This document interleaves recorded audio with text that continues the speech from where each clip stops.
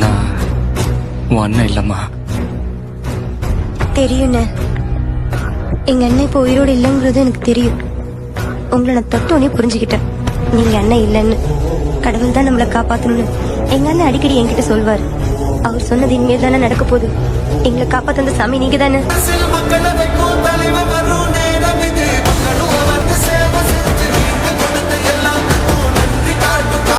இறுகின இதயத்தில் பயத்தினை கருவறுத்து கொதிக்கும் எரிமலையில் சிதறும் தீப்பிழம்பாய், அலைகளும் ஆர்ப்பரிக்க பூமியில் பூகம்பமாய், செங்கதிர் சூரியன் அஸ்தமனமாகிட,